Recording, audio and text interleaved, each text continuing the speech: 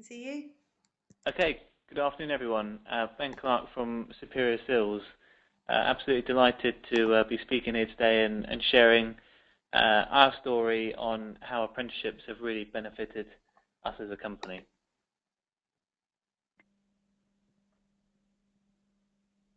Okay, so just very briefly, just some information about Superior Sills. An internationally recognized manufacturer of precision seals, rubber moldings, and we're working with some of the world's leading manufacturing organizations. Been established over 40 years. We're family owned and independent and want to remain that way, and also manufacturing 100% in the UK.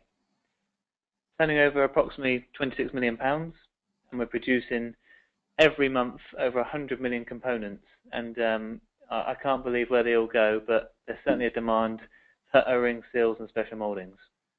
In 2008, we won the Queen's Award for export, and we're exporting now over 50% to over 35 countries. We're currently around 170 employees, and we hold the ISO 9001 and 14001 accreditations.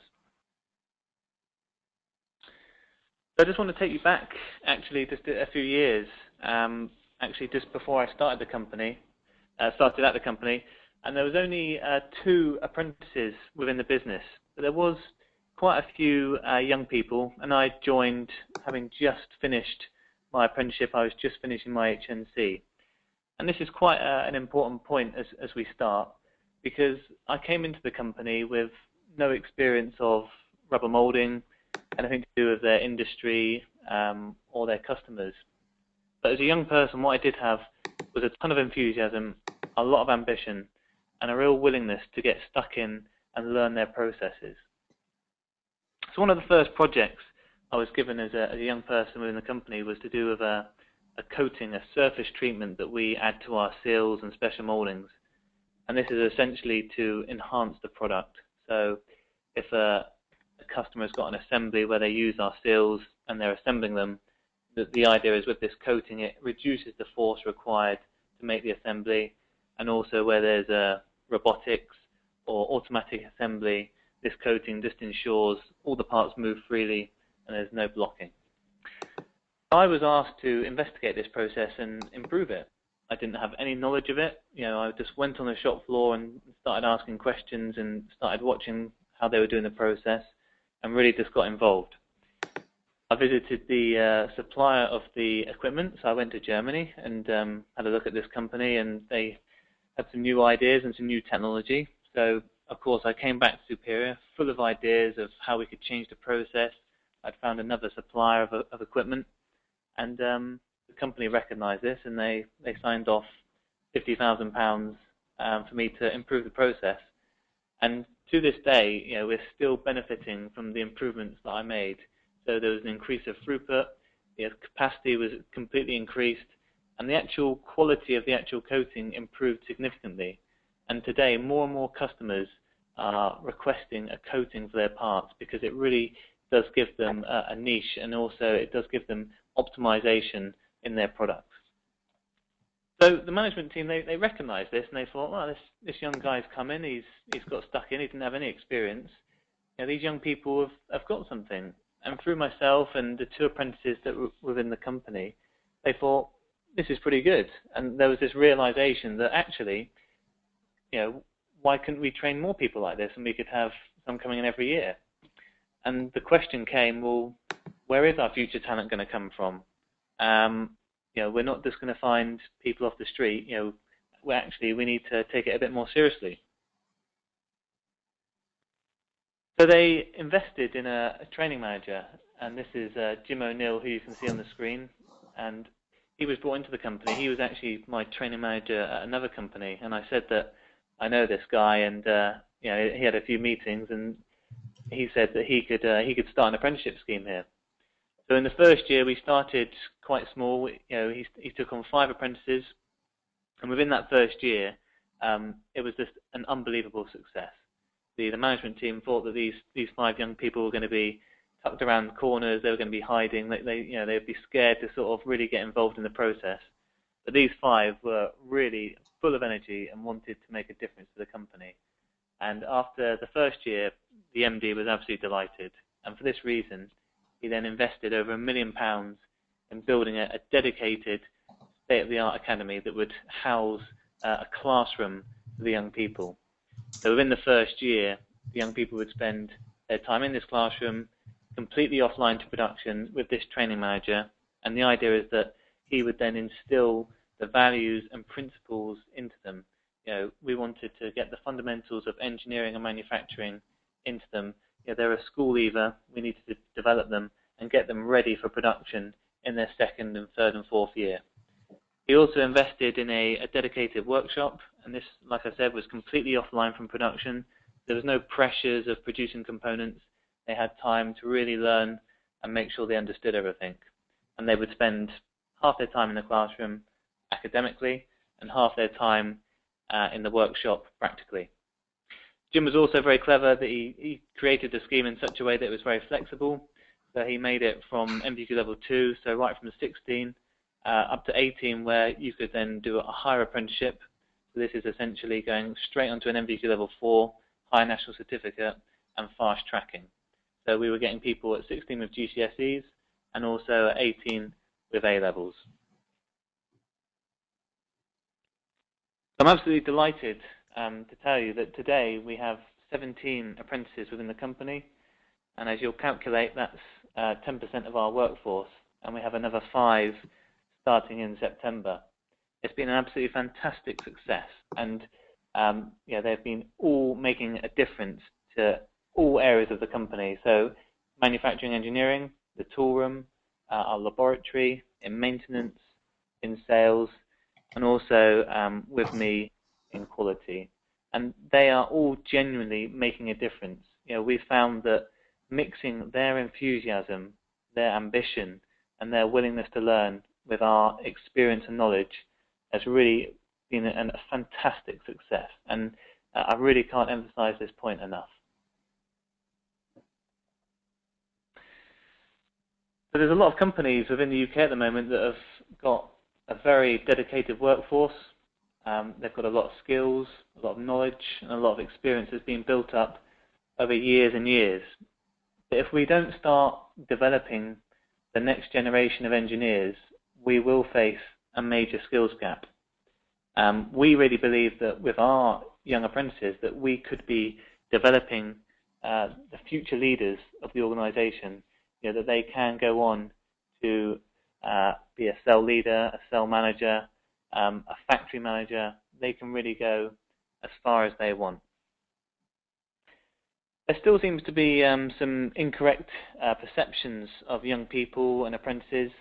I think some companies think that Kevin and Perry are going to turn up at their doorstep, in their hoodies, grunting and groaning that they want a lunch break, and it's such hard work. But I can assure you that that is not the case. Young people these days, our experience is that they are really ambitious, they're talented, high caliber, and they really want an opportunity. Which brings me on to the next point, that we need to give young people these opportunities. We need to give them a chance. They are keen to have more responsibility. They want to work their way up the chain. If you speak to some other companies within the UK, many MDs and CEOs have been previous apprentices of engineering companies, and they've worked up the ladder. They've worked right from the shop floor, from the grassroots, and they've gained that respect on the shop floor. And I think that's a very key point for any young person that's wanting to progress, that they've got to have the respect of the workforce, and they can command senior positions. And also, through this process, what you're doing is you're building loyalty into them. Here at Superior, we want to retain all our apprentices. We want to make sure that by giving them the right opportunities here, that they'll want to stay at Superior, because we're investing a lot of time into them to get them to a really good standard. Another benefit that we've really seen with the apprentice training is we're regularly audited by our customers and approval bodies, and I'll have a typical auditor from a German company, someone like Bosch, who are obviously a huge organisation worldwide, and they'll say to me, Ben, we've walked around your factory floor, it looks very impressive. You've got a lot of dedicated employees, but how are you going to ensure that you've got the right skills and talent for the future, that you're still going to be able to collaborate with Bosch? And it's very easy for me because I can say, well, actually, we've got our own academy, we've got our own apprenticeship scheme, and we are training the next generation of people. We are actively transferring those skills to ensure that we will have the knowledge for the future. And quite often, we, within the organisation, ask ourselves, what would we have done if we didn't have the academy? And what would we do if we weren't training young people? So just a slide here just to talk about, there are some challenges, and okay, it's not straightforward all the time, but the benefits do outweigh some of these challenges. Certainly some of the key points here, attracting the right apprentices or young people to the company. Yeah, you've got to make some investment into that. We did a lot of work going to schools, colleges. We invited young people into the company for them to see the opportunity. Again, the perception that it's sort of oily and dirty. It's not the case. So you've got to be active in showing them why your company could offer them that opportunity, and of course, making sure that it does become successful. That first year, it was very hard work to really prove that these young people could really make a difference. But once we did, the management team was completely signed up to that fact, and they just wanted it to grow and grow faster and faster. I think it's very important to reassure the workforce. You don't want people to think that these young people are coming to take away their jobs. They are really here to learn and to actually transfer those skills. We want these people to be mentored, and to be the people that can gradually take on more responsibility. Start small and see the positive impact. We took on 5, but just take on 1. Just take on 1 and see how good they are. I assure you, if you take on 1, you will see a positive difference. It will be a challenge to start with, but just give 1 a try, and you will experience someone that is very willing, and they will have a positive impact on the company. They really will motivate the workforce. They've got this buzz and this energy that they really want to get involved, and that mixed with the experience really is a great combination. Also, young people at 15, 16, they don't really know what they want to do. They're very sort of moldable at that age. So, okay, maybe there's a position in the company that maybe is not their desired opportunity for the future, but they can start in another role, and they're very flexible and adaptable. So don't just think that they can come in and maybe you haven't got quite the role that they want, but if they can just start there, they can then work their way into a slightly different role. So I just want to finish on a question, really, or a statement, sorry. This is something I read in a book recently, and I think it's very true that the biggest risk of all is doing nothing. And I would certainly encourage everyone, at minimum, just to look into the opportunity of training apprentices and hopefully taking one on. So thank you for listening. I'd like to take any questions. Thanks, Ben. That was great. And although we've talked before and we've talked through your presentation, I find it really interesting that the commitment really that Superior's made to apprentices, and it's really inspiring for other businesses, even if they're not the size of Superior, that they could take on one apprentice and make a massive difference, really. If there's any burning questions now, please feel free to drop them over to me. If not, we'll save questions till after Anne's presentation, and then we can just ask both Anne and Ben to contribute to those. Is there anything else that you'd like to cover at this point, Ben? Not from me. Just any questions to take, really. Okay. Well, if we hang on. Can I just ask? This is a question that's just come in from Roy Lowbridge. Okay. Does the academy train other people's apprentices as well? That's a very good question. No, it doesn't. It's the simple answer. But of course, other local companies have said to us, do you have the opportunity to train other apprentices? It's something we've considered, and obviously, the final decision would come to our owner and MD. We've chosen not to at the moment, and perhaps that's a little bit selfish. That we're doing this for our business. We need more people within the company that are trained up. But I think there's definitely the possibility in certain clusters within manufacturing areas that there could be a group academy where you could have a few local companies that could just maybe send their first year apprentices into an academy. I think that would be a great benefit, because there'll be a lot of small companies out there that within the first year they haven't got the resources to take someone off production and train them. So having an academy where just on your first year you instill the basic principles and fundamentals, that'd be a great benefit to those smaller organisations.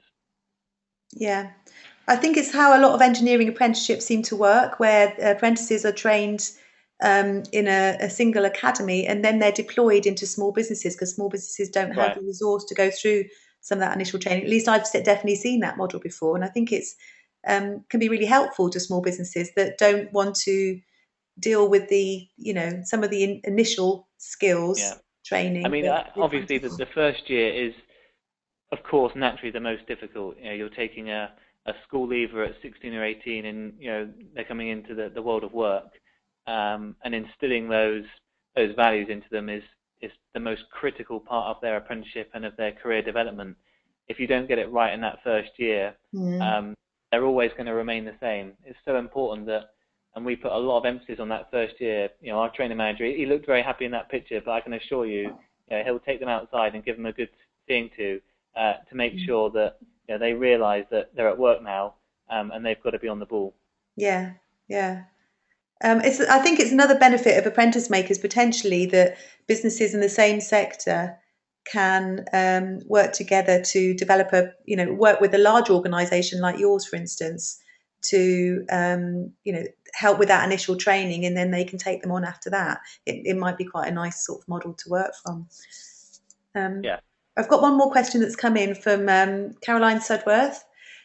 Her question is, one of the new changes to apprenticeships is to ensure professional standards are met. Is that a good or a bad thing? And she's just got another subject to her question. How can the engineering profession help employers? How can the engineering help employers? Well, I think, like I said earlier, I think within the UK there's going to be a huge skills gap, and we do need young, trained, professionally engineers to meet the demands of manufacturing within the UK. So there's an absolute need for it, and I think that yes, companies, the professional standards should be in place. There's no point having a half-hearted engineer that doesn't know a lathe from a mill. Things have got to be done properly, and if they're not, there's no point in having an apprenticeship scheme. So it's a very good point, and absolutely there should be a very high standard for apprentice training, and a minimum benchmark that they have to meet. Mm-hmm. I think I'll hand over to Anne Wilson now, and perhaps we'll ask that question again to Anne, if that's okay, Caroline. And if there's any more aspects to your question, feel free to drop them over to me. Anne, are you available? Are you ready to go? Yeah, I'm ready to go, Sophie. Fantastic. Well, I'll just hand over to Anne.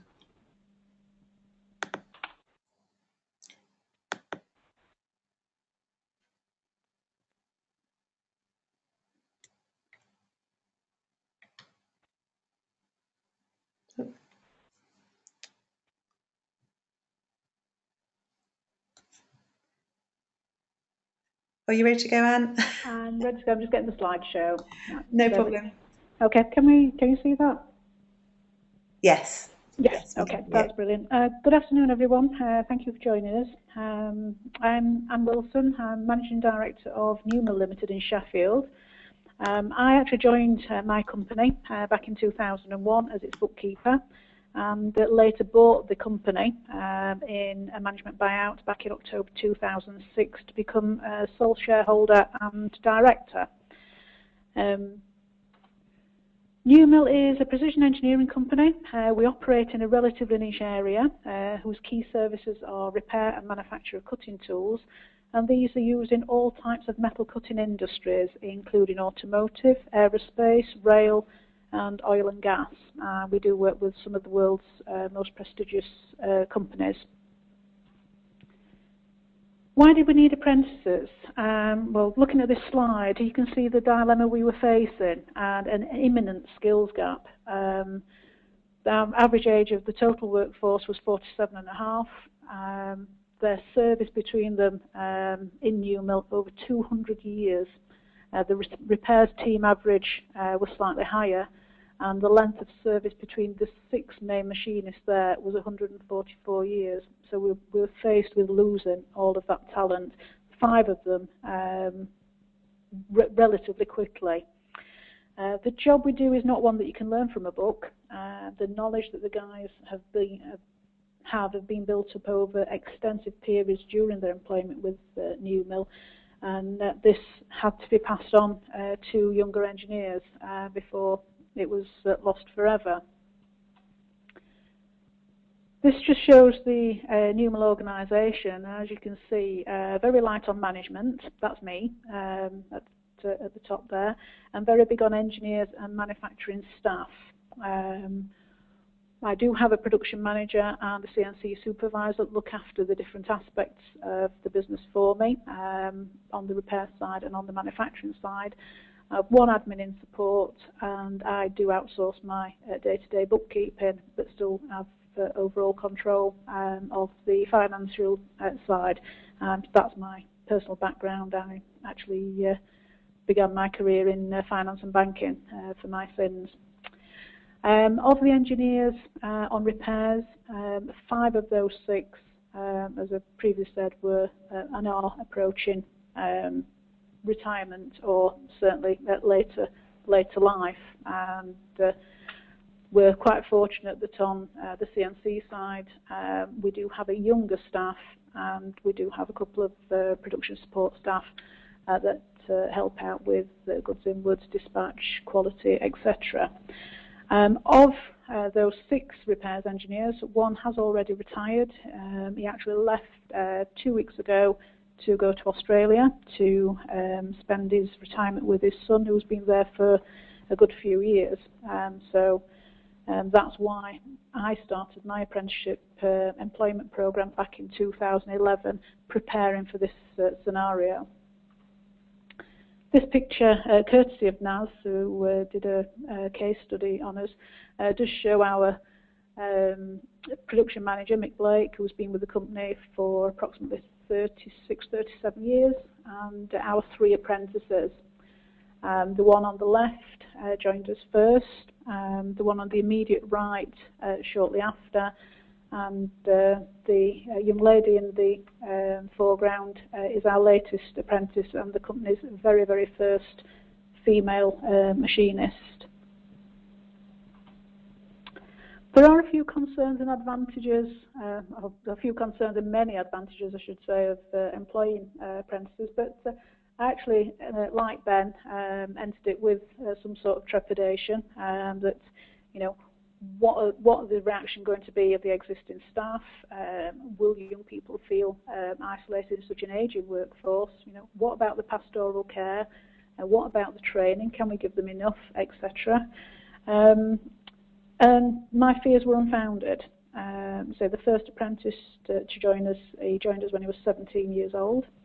He'd had a tough time, a fair few knocks, not academically bright, but vocationally talented. He lacked confidence in himself, but what he found was a whole host of dads and granddads to look up to. He was just like a sponge, taking in knowledge. He's now 21 and going through management training to give him the skills that will be required to be one of our leaders of the future. He's grown in confidence and stature, and it's an absolute pleasure to see him flourish.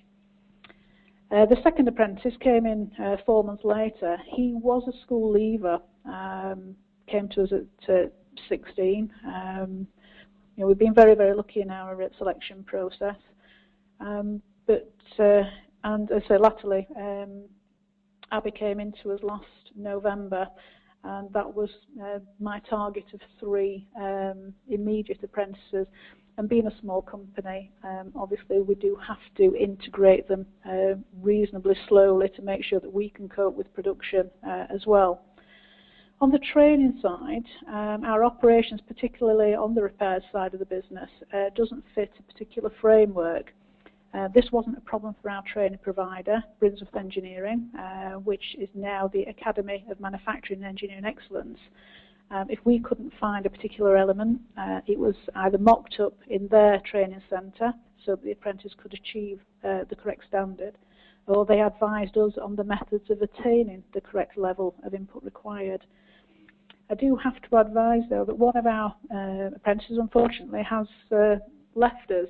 The one on the immediate right of the previous picture did leave us last week. He's been given a fantastic opportunity with another company to do carry on his career in EDM, but rather than being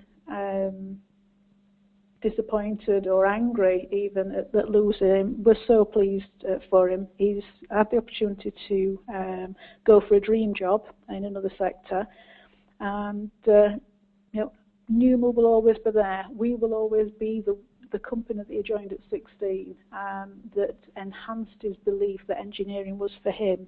And if he ends up being chief engineer at Rolls-Royce, BAE, Formula One, or wherever, we will be so proud of him because we gave him the start from a 16-year-old that he needed in his engineering life, and gave him the knowledge and skills to not only achieve the job that he's just landed, but also to excel in his career and be the very best that he can.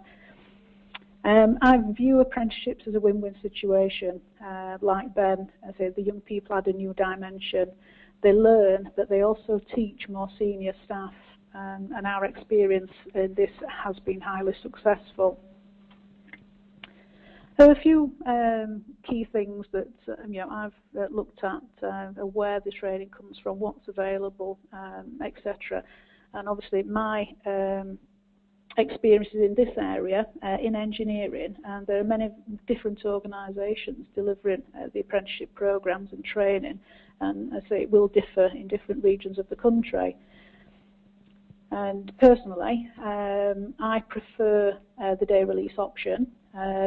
We use Brinsworth, which is now the Academy of Manufacturing and Engineering Excellence.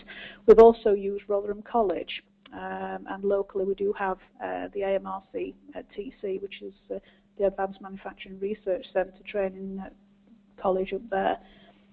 Some prefer the 4 to 7 weeks training or the intense training in a controlled environment. Personally, I would rather have the apprentice in company.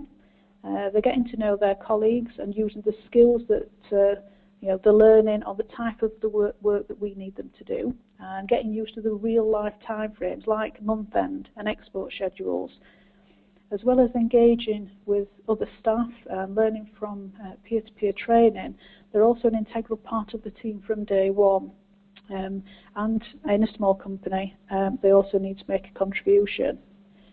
This is still all backed up by the correct framework of training required to achieve their MBQ level 3, which all our apprentices have done with 100% pass rate, including merits and distinctions, which we're incredibly proud of. And there are several ways that employers can get involved as well. I mean, I'm very proud and pleased to be part of a fabulous initiative with Amy, which is the ESAB, the Employer Strategic Advisory Board. And as part of that board, an employer, through representation, has the ability to have a say in the strategic direction of the training centre. So we can have a benefit and make an input into how we want our future engineers and apprentices to be trained, and help help Amy give the best possible training that they can in our area.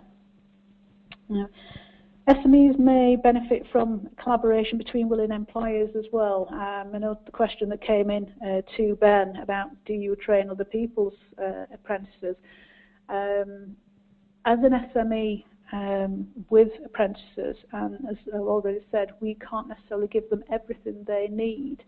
if it was possible to have a collaboration between willing employers in a particular area, in a particular skill or sector, to enhance the skills that we can't give to a young person, that through a peer-to-peer group that we could share without any impact of competitiveness, etc. This is all for the good of the young people.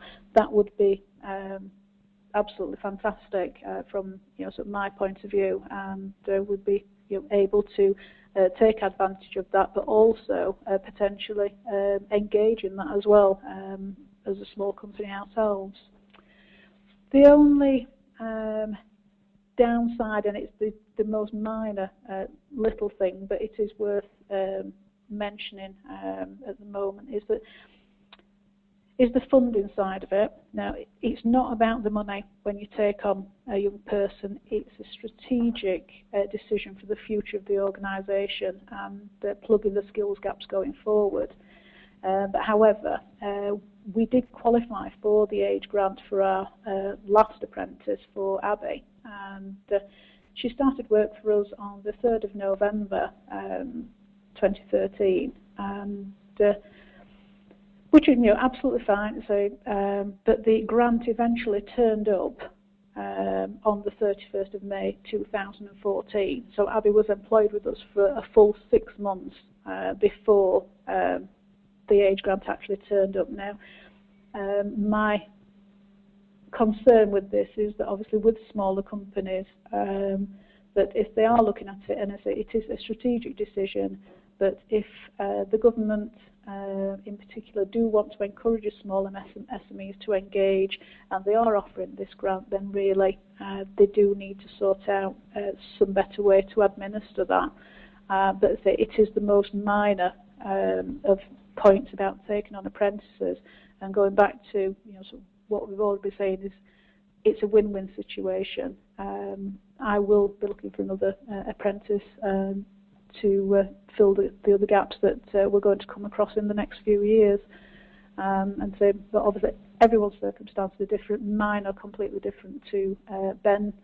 They've got the fabulous academy there, but as an SME employing less than 20 people, turnover less than $1 million, at one point our 3 apprentices were over 35% of our staff, our engineering staff, which is an enormous commitment, but it's one that I intend to carry on. And that's the end of my presentation.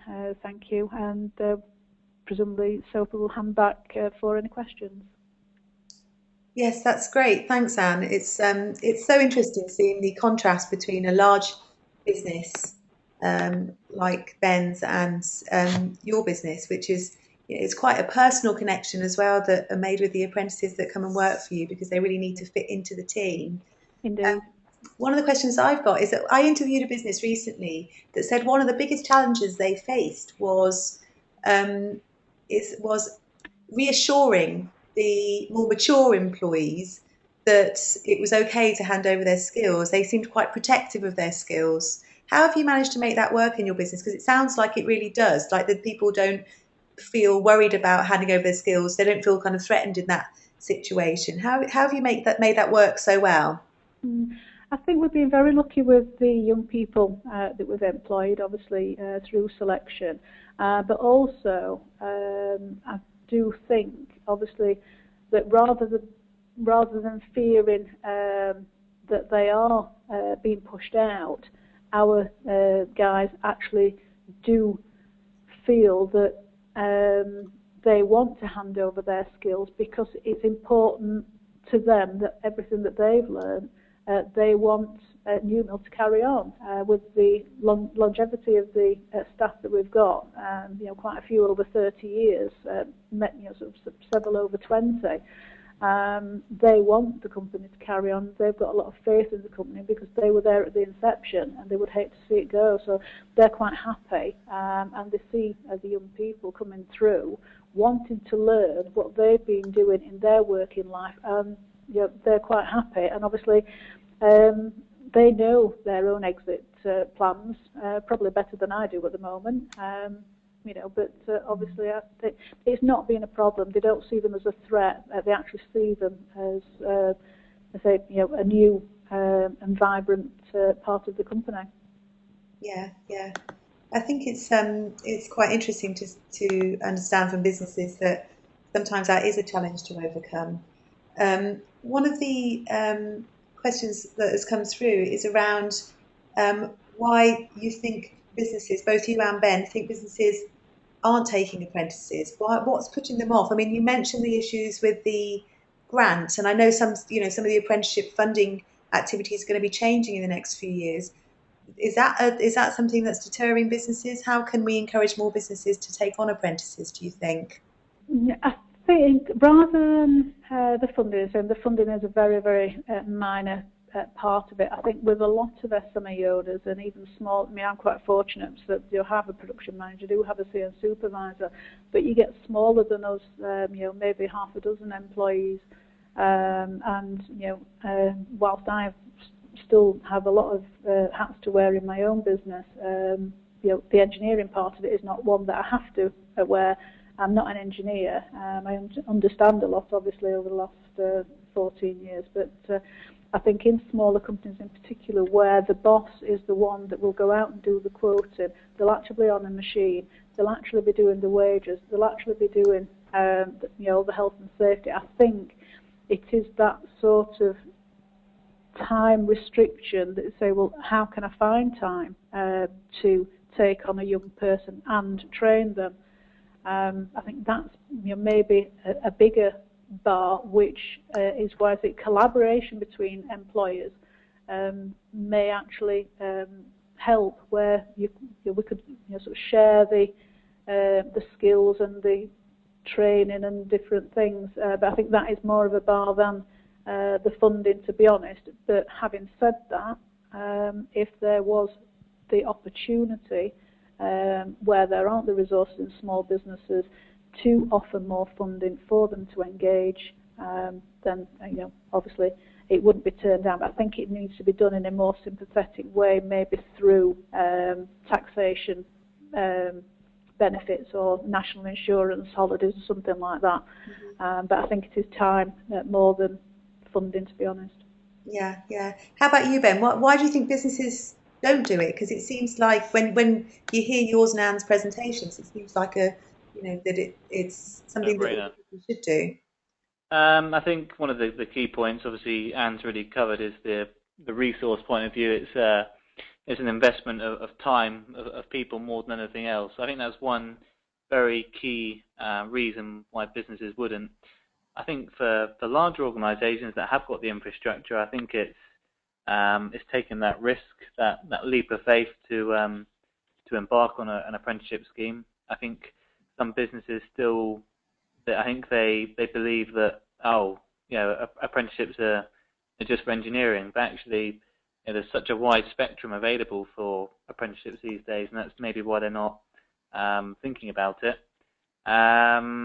I think also there's still the incorrect perceptions that we've talked about, that, you know, young people these days, I think they think that anyone thinking about an apprenticeship is basically a second rate. You know, it's sort of like, well, they didn't get into university, or they haven't gone on to do something else. They're choosing the sort of apprenticeships. They're not going to be that good. But, you know, the apprentices we've seen, you know, they've chosen deliberately not to go to university. They want to do an apprenticeship because they want the industrial experience.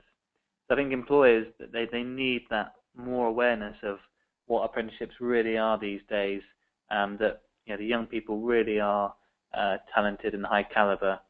The resource point, and also taking that risk, that leap of faith to try it, and even if they just try one, just to start with.